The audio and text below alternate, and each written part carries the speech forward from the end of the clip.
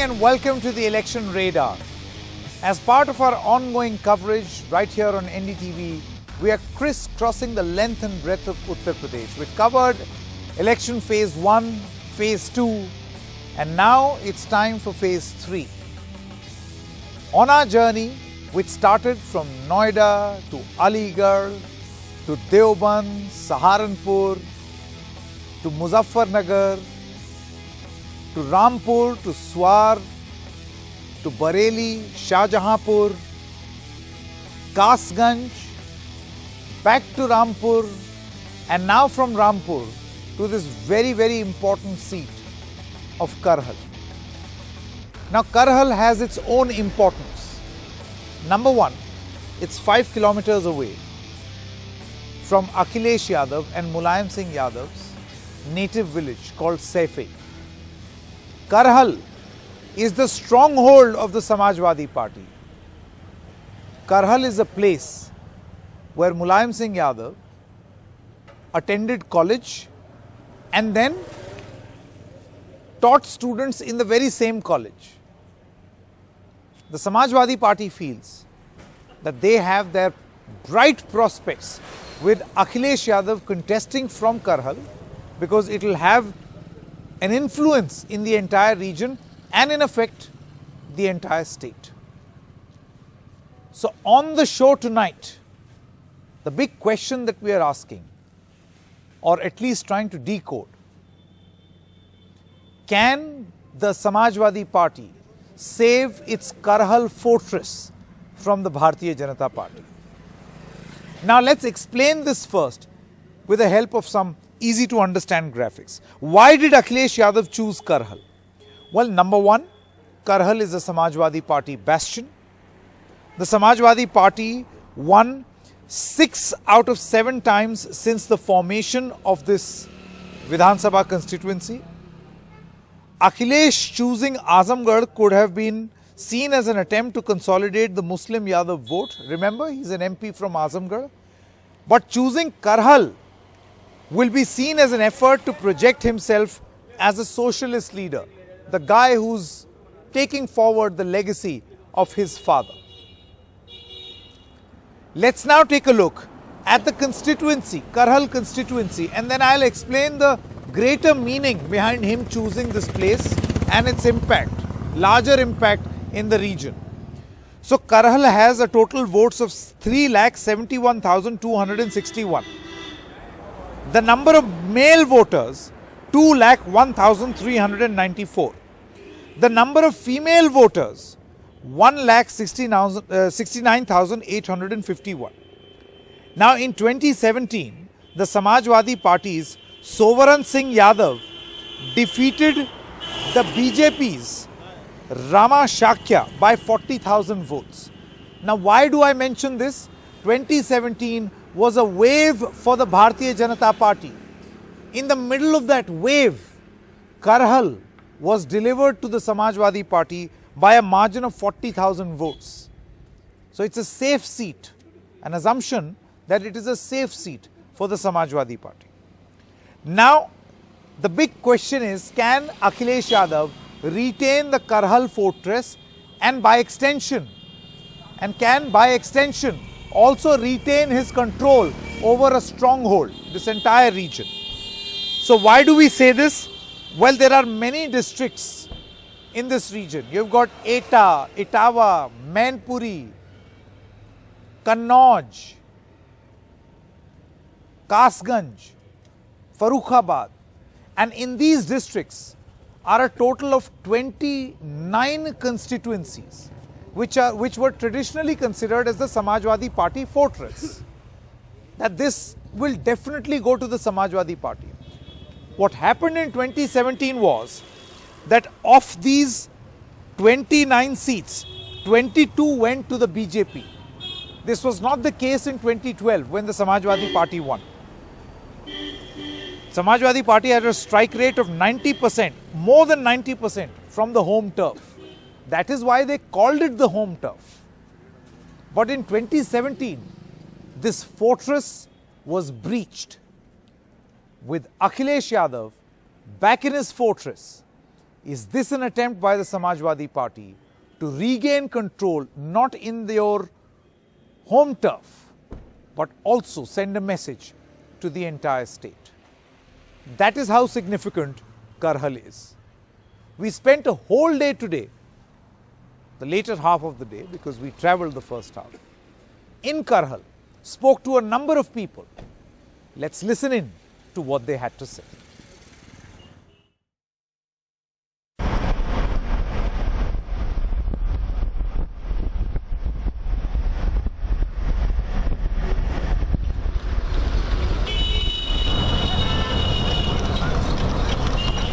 करहल के दिल में क्या है, आइए करहल के लोगों से ही पूछते हैं। ये जैन पीजी कॉलेज है जहाँ पर हम अभी हैं, इंटर कॉलेज है, जैन इंटर कॉलेज। और आप भी यहाँ के पढ़े हुए हैं और मुलायम सिंह यादव नेताजी जो हैं वो यहाँ पढ़े भी हैं और पढ़ाया भी है। मैं आपसे ये जानना चाहता हूँ कि ये करहल सीट 2017 में जब लहर थी बीजेपी की, तब भी समाजवादी पार्टी के पास ही थी। क्या अभी कुछ बदला है या अभी भी वही है? देखिए 2017 के बाद यहाँ पर बहुत बदलाव हुआ है। बीजेपी का जो 5 साल का कार्यकाल जो हम लोगों ने देखा है वो बहुत एक तरह से यहाँ की जनता के लिए काला कार्यकाल रहा है। इस 2-3 जिलों के अंदर का जो मैं रिकॉर्ड बता रहा हूँ, यहाँ जितना भी विकास हुआ है वो सब अखिलेश जी सरकार या उससे पहले मुलायम सिंह जी की सरकार में हुआ है। पिछले 5 साल में पूरे जिला मैनपुरी और जिला इटावा में एक सिंगल रोड नहीं बनाई गई है। हमारा बगल में जो मेडिकल कॉलेज है, सैपई का मेडिकल कॉलेज है, उसमें इतनी व्यवस्थाएं खराब कर दी इन लोगों ने कि फंड एकदम बिल्कुल आधा कर दिया। दवाइयाँ नहीं मिलती मरीजों को, बहुत परेशानी होती है। 3-3, 4-4 महीने के लिए उसका वाइस चांसलर नहीं आता है वहाँ पर। ये सैफई, आप लोगों को वो बता दें कि वो गांव है मुलायम सिंह यादव का, सैफई गांव, और वो गांव बिल्कुल मतलब किसी शहर से कम नहीं था। जब वो बना था, मुलायम सिंह यादव जब मुख्यमंत्री थे, तो वो पूरा एकदम बढ़िया कॉलेज, यूनिवर्सिटी, हॉस्पिटल सब कुछ थे। ये मेडिकल कॉलेज और ये जैन कॉलेज, चाहे वो चौधरी चरण सिंह डिग्री कॉलेज हो, यहाँ 3-4 जिलों को कवर करता है और बहुत लोगों को लाभ मिलता है इसका। ये बीजेपी सरकार में सब रोक दिया गया था। वो हम चाहते हैं कि अगर अखिलेश जी यहाँ से मुख्यमंत्री बन के जाएंगे तो हमारा दोबारा से फिर से ये काम शुरू। आपको क्या लगता है यहाँ पर माहौल क्या है करहल में? यहाँ पे माहौल करहल का, अखिलेश यादव मुख्यमंत्री बनने के, यहाँ पे वोट डालने से सीधा मुख्यमंत्री बनता है वो। अच्छा जी हाँ, हम अपना वोट डाले अखिलेश यादव जी को तो सीधे मुख्यमंत्री बनेंगे वो, और पूर्ण बहुमत बनेंगे। 2017 में वोट नहीं डाला था आपने? वोट डाला था तो उस समय लहर दूसरी थी, उस समय लहर नहीं थी, लेकिन अब वो लहर चल रही इधर से उधर तक। पूरे 403 में 300 सीट तो पक्का आने हैं सर। मुद्दा यहाँ पर क्या है? लगाव यादव परिवार के लिए या नाराजगी भारतीय जनता पार्टी से? मुद्दा क्या है? काम है, समाजवादी पेंशन थी, लोही आवाज थे जो अखिलेश यादव जी ने दिए थे, लोही आवाज 8-8 वर्ष हो गए, उनकी अभी भी लाइट खराब नहीं हुई। हम प्रधान भी रहे साहब, 10 साल देखा, और हर गांव के लिए उन्होंने 40-40 लाख रुपए दिए, बहुत विकास कराया साहब। इसमें तो सरकार ने गाय ढील रखी, गरीब आदमी बहुत बेहद परेशान है, पूरी रात जाग के काटता है पूरी रात। और इन्होंने मिट्टी का तेल खा लिया, चीनी खा ली और गेहूं दे दिया 5 किलो। उससे साहब क्या होता है? ले ज्यादा लिया, 200 रुपए ले लिया और 50 रुपए का गल्ला दे दिया। दिया किया, कम किया इन्होंने। और समाजवादी 55 लाख लोगों को पेंशन मिलती, जिनको 500 रुपए महीना मिलता था, वो भी इन्होंने खत्म कर दी। लड़कियों के लिए 30,000 रुपए साइकिल के मिलते थे, वो खत्म कर दिए। सबसे बड़ी प्रॉब्लम ये है, किसान के हित में अगर इन्होंने कुछ किया है, जैसे वो ये कहते हैं हमने 2000 रुपए किसानों खाते में डाले, तो सर किसानों खाते में आपने 2000 रुपए तो डाल दिए, लेकिन आपने जो खाद और बीज के जो रेट बढ़ाए हैं उसके अकॉर्डिंग आपको उनके रेट, उनकी फसल का रेट भी तो बढ़ाना चाहिए। गेहूं आज 5 साल पहले अगर 1500 रुपए बिकता था, आज भी 1500 रुपए है। खाद की बोरी 300 रुपए की आती थी, आज 1200 रुपए की आ रही है सर। तो उस 2000 रुपए से किसान क्या करेगा? बीजेपी सरकार में लेकिन नौकरी लग गई है। शाम को टाइम से जाओ, रात भर रखाओ, सुबह आओ घरे।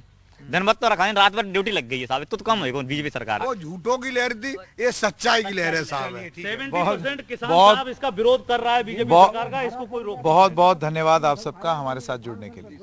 So this building that you see right behind me, this is in Karhal and this is the Jain Inter College, and Mulayam Singh Yadav, the leader of the Samajwadi Party, not only studied here but taught here. It's that old.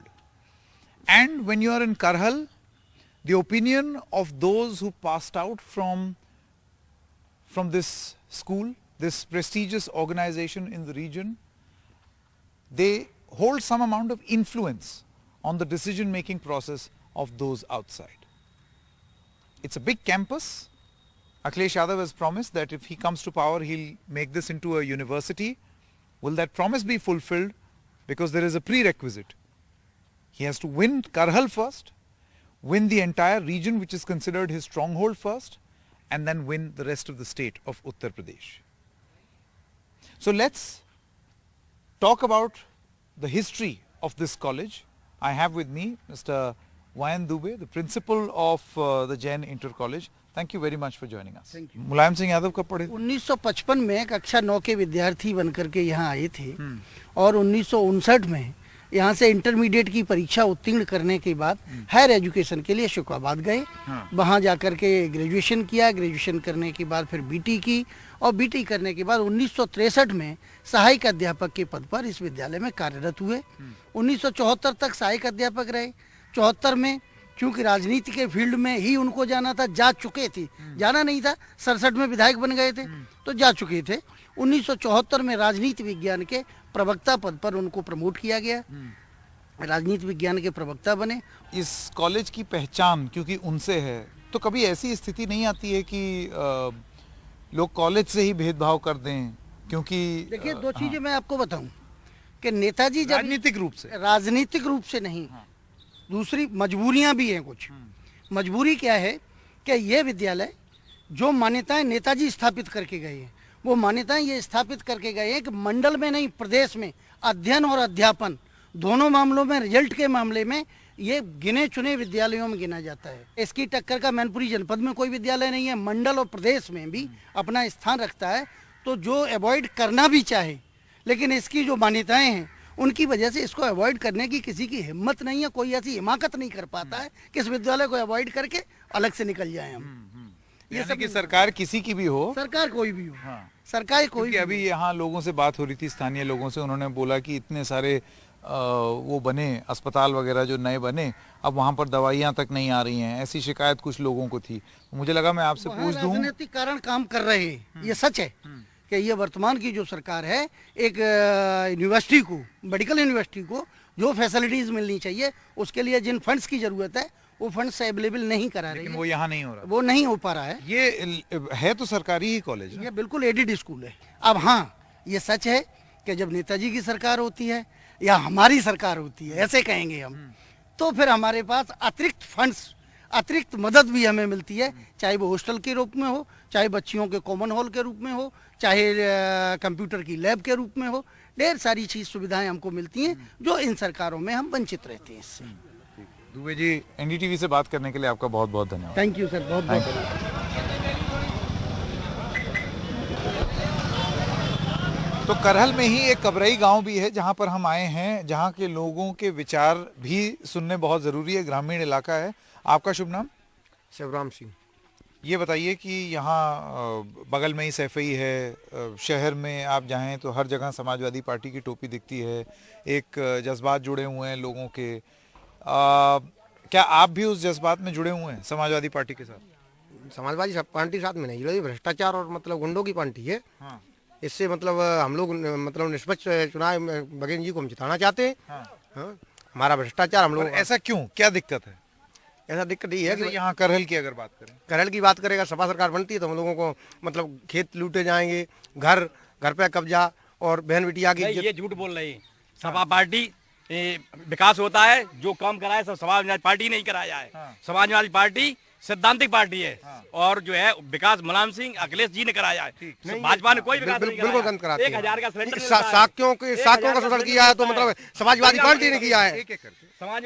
साक्यों का शोषण किया Samajwadi party ने किया है। शोषण नहीं किया, साक्यों का शोषण किया तो साक्यों का शोषण किया समाजवादी पार्टी ने किया है। भाजपा के साथ नहीं है, सपा के साथ है। साक समाज बीजेपी के साथ है।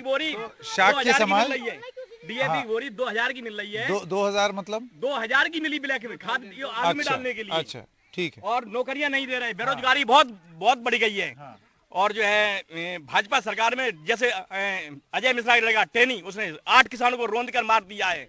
भाजपा के गुंडे बाहर आ रहे हैं, बेल मिल गई इनको। कहाँ से बेल मिल गई? अच्छा, ऐसा है। अब मैं आपकी बात सुन ली, अब आपकी भी बात सुन लें और लोगों की भी बात सुन लें कि वो क्या कह रहे हैं। ठीक है? हाँ, आप बताइए, आपको क्या लगता है कि क्या मुद्दा है यहाँ सबसे बड़ा? देखिए, जो खाद की मुद्दा की बात आई है, ये बात हकीकत है कि 2000 में मिली, लेकिन थोड़ी सरकार की ढिलाई रही। हालांकि खाद की ज़्यादा विशेष कमी नहीं थी, लेकिन कमी को पूरा करने के लिए नज़रअंदाज कर दिया गया है। बेरोजगारी कोई रोजगार ही नहीं है सरकार के पास। हम तो ऐसे ही घूम रहे हैं, कॉलेज बंद रहते, चुनाव चल रहा है, कॉलेज क्यों बंद कर रखे? रोजगार कोई भी सरकार आ जाए 100% रोजगार नहीं दे सकती है, ये बेमतलब की बात है। रोजगार नहीं है किसी के पास, रोजगार करना है तो अपना कुछ भी कर लो। भाजपा सरकार में भी गुंडा कर दी है, भाजपा सरकार में गुंडा कर दी है। कहाँ पे मिली आपको गुंडा? अजय मिश्रा का ट्रेनिंग। अरे वो यहाँ की बात कर रहे हैं, यहाँ की बात कर रहे हैं। 8 किसानों को 8 किसान 4 मर गए। यहाँ भी गुंडा कर दी है। किसी भी सरकार में सेफ आप नहीं है। सुरक्षित हो? नहीं सुरक्षित नहीं, कोई कैसे नहीं सुरक्षित, कोई सुरक्षित नहीं। टाइम पे लीला दिखाई देती नहीं, कोई लीला नहीं, हमें कोई नहीं मार सकता। हम यादवों से नहीं डरते, यादवों से नहीं डरते। 5 साल में तुमने कौन नहीं डरते, यादवों से नहीं डरते हम। चोर आएगा निष्पक्ष है। सबसे ज्यादा किसी भी यादवों से नहीं डरते, कोई भी यादव किसी से नहीं डरते। सब लोग अपनी अपनी बात रख लें। मैं बेरोजगारी पे एक बात बोलना चाहूंगा। बेरोजगारी तभी रुक सकती है जब जनसंख्या नियंत्रण कानून आए। बहुत बहुत धन्यवाद हमारे साथ बात करने के लिए। So we spoke to SP Singh Baghel. Who is he? He is the Bharatiya Janata Party candidate from Karhal. He was associated with the Samajwadi Party for the longest time. Let's listen in to what he had to say about this contest. तो Bharatiya Janata party के जो प्रत्याशी हैं करहल से वो हमारे साथ हैं एसपी सिंह बघेल। बघेल साहब, यहाँ पर करहल विधानसभा को अखिलेश यादव ने चुना क्योंकि वो 2017 की बीजेपी की लहर में भी समाजवादी पार्टी यहाँ से जीती।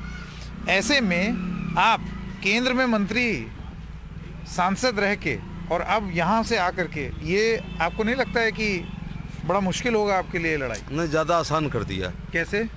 वो इसलिए कर दिया कि उत्तर प्रदेश में अगर कोई विधानसभा 403 में है वो करहल है, जहाँ पर सबसे ज़्यादा सेफई के परिवार ने, जाति विशेष के लोगों ने, गुंडों ने, अराजक तत्वों ने सबसे ज़्यादा यहाँ पर परेशान किया है। क्योंकि सरकार 4 बार आ चुकी है और लोकसभा ये उन्हीं के पास हमेशा रही है। करहल से तो ये खानदान पहली बार लड़ने आया, लेकिन ये करहल विधानसभा मैनपुरी लोकसभा का अभिन्न अंग है।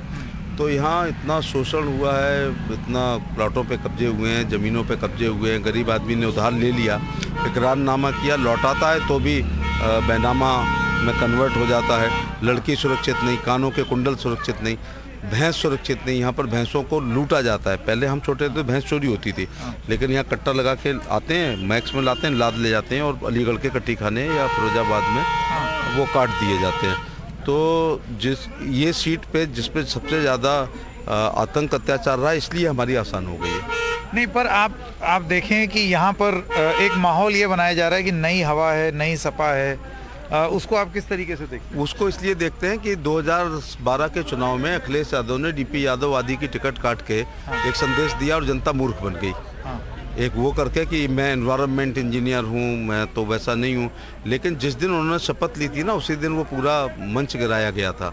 उसी के बाद सबसे ज़्यादा ज़मीनों पे कब्जे हुए, अपहरण हुए। मथुरा का कांड आप भूल गए कि मथुरा समाजवादी पार्टी का सबसे कमज़ोर जिला है, लेकिन वहाँ पर जब इनकी सरकार होती है तो राम वृक्ष यादव एक पार्क पे कब्जा कर लेता है। पैरेलल गवर्नमेंट चलाती है, डिप्टी एसपी उसको मुक्त कराने जाते हैं तो हत्या होती है। ऐसा भी कभी हुआ है? तो ये तो आप देख रहे हैं। यहाँ आप एक आध कांड की बात कर सकते हैं, लेकिन यहाँ ऐसा कोई चौथा घर नहीं है जो कभी इनसे पिटा ना हो। न यहाँ प्लॉट सुरक्षित, ना मकान, ना दुकान, ना बेटी, ना बहू, और ना मान, ना सम्मान, ना खेत, ना आप ये कह रहे हैं यहाँ के लोग जो हैं वो ये जो आप लॉ एंड ऑर्डर की या गुंडई की आप बात कर रहे हैं, ये चीज़ यहाँ लोग उसको मानेंगे? यहाँ 3 चीज़ें चल रही हैं। पहली बात यह है कि बहुजन समाज पार्टी का भी बोर्ड, चूँकि प्रधानमंत्री की समस्त योजनाएं गरीब कल्याण योजनाएं हैं, और आप ये मानना पड़ेगा कि मुस्लिम और दलित और मोस्ट बैकवर्ड ये दूसरों लोगों की अपेक्षाकृत ज़्यादा गरीब होते हैं। तो चाहे हमारा शौचालय हो, वो गरीबी का है, आवास गरीबी पे आधार है।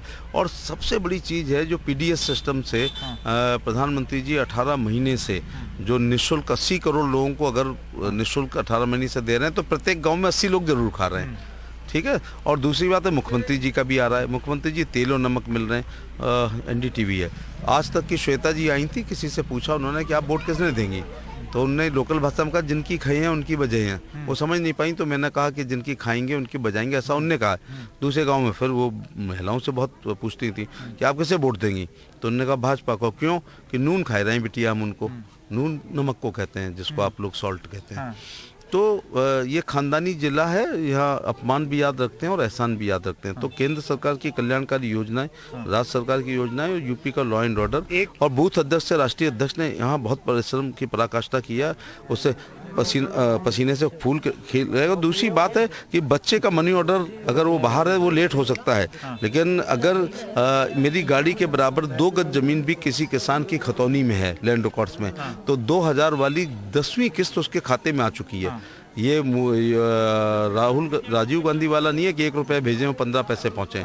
ये 2000 की किस्त में 1999 प्लस 99 पैसे नहीं आते हैं, तो भ्रष्टाचार दूर हुआ है। मेरा आखिरी सवाल, ये गढ़ है, आपको लगता है, एक सवाल मैंने आपसे पहले भी पूछा था एनडीटीवी के इंटरव्यू में, तो आपने बोला कि गढ़ तो मैंने पहले भी बहुत ढाए हैं, आपको लगता है कि इस बार भी इतिहास दोहराया जाएगा? देखो ये चीजें आपको टूंडला की भी बात आपने, ये चीजें आपको दिखानी ही पड़ेंगी। 16 बार टूंडला में भारतीय जनता पार्टी हारी, तो मैं गया तो कहा अरे भाई आप कैसे जीतोगे 16 बार, तो मैं जीता 56,000 से। दूसरी बात जलेसर में साहब भारतीय जनता पार्टी जीतती आई, मैं वहाँ जीता दूसरी पार्टी से। फिर ये कहा जाता है कि गढ़ है, देखो आप अभी 10 तारीख तक कुछ भी कहें, हम आपसे जबरदस्ती कहलवा नहीं पाएंगे कि ये गढ़ नहीं है। जब मैं डिम्पल और राज बब्बर चुनाव लड़ रहे थे 2009 में, आप ही लोगों ने गढ़ कहा था, हमने सुना था। फिर जब वो हारी तो गढ़ गिरा ना। फिर डिम्पल सबसे अच्छी सीट कन्नौज पे गई है जहाँ पति मुख्यमंत्री होते थे, छोड़ी हुई। अब एक ये चीज़ आप एनडीटीवी जरूर दिखाएगा देश को कि बच्चों की जीके ठीक हो जाए। इस देश में गुंडागर्दी की पराकाष्ठा है, वो है आपातकाल लगना, और दूसरी पराकाष्ठा सेफई वालों की है कि कितना गजब की बात मैं कह रहा हूँ कि कन्नौज से डिम्पल यादव के खिलाफ नॉमिनेशन नहीं हुआ। आपको जर्नलिज्म का बहुत बढ़िया मास मीडिया आपको करके आए होंगे, तब एनडीटीवी आप ये नौकरी कर रहे हैं। हमारे यहाँ तो भारत का नागरिक हो, पागल हो, दिवालिया ना, उम्र 25 साल हो, सजा याफ्ता ना, चुनाव लड़ सकता है, देश भर का चुनाव लड़ सकता है। केवल एक प्रस्तावक कन्नौज का चाहिए था, साहब कोई लड़ा नहीं। ये सेफई की गुंडागर्दी की पराकाष्ठा डेमोक्रेसी में, वोट की चोट की पराकाष्ठा मैं आपको बताता हूँ, या खूबसूरती डेमोक्रेसी की, वही डिम्पल यादव जो कन्नौज के गढ़ में होती हैं निर्विरोध, और उसी गढ़ में अभी इसी चुनाव में वो 2019 में हारती हैं। बदायूं में मैं कितना कहना पड़ता मुझको, बदायूं में धर्मेंद्र गए जाति के आधार पर, वो हार के आई हैं। संघ मित्रा से जब आपने पूछा होगा, जरूर कवर करने गए होगे कि क्या आप इस गढ़ को गिरा देंगी, वो बेचारी कहती होगी गिरा दे, मेरी भतीजी है वो। और जब गिर गया तो अब आप कभी गढ़ कहोगे बदायूं को? जब तक मीडिया और चुनाव रहेंगे, क्या आप फिरोजाबाद में गढ़ इनका बोल पाओगे? क्या आप कन्नौज को गढ़ बोल पाओगे? क्या बदायूं को गढ़ बोल पाओगे? तो 20 मार्च के बाद अगले चुनाव में मिलेंगे तो इसको भी गढ़ नहीं बोलोगे। ठीक है, बहुत बहुत धन्यवाद बघेल।